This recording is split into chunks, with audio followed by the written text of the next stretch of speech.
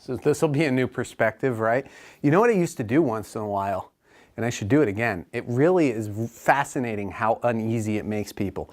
And that is just randomly I'll turn the class around so that the front of the room, for the sake of what the class orientation is, the front of the room becomes the back of the room.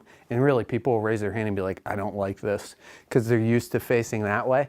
That's it's not the most complicated exercise. I don't think it's going to have incredibly profound effects on your training, but it is something that you can do from time to time, is change the orientation that you're facing when you're practicing your techniques and you're practicing your forms, because you'd be surprised at how comfortable you get, especially when it comes to doing a form. You get really comfortable doing it facing one way.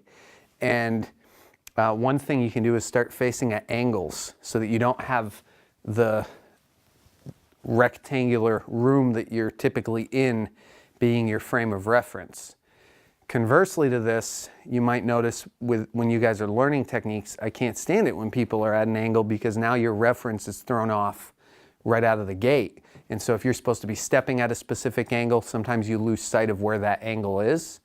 So the lesson here is when you're learning something for the first time, if you're in a room like this, and you're working with a partner, so let's say Matt's my partner, it's probably best to make sure that I'm facing a flat wall so that I have that frame of reference. And if I have to step 45 degrees, I know that I've stepped exactly 45 degrees off from the attack. I know where my stance is.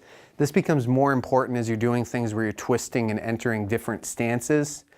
And then when you've learned the technique, deliberately throw off your frame of reference to make sure that you have those angles and directions. So a little side lesson I wasn't intending to get into.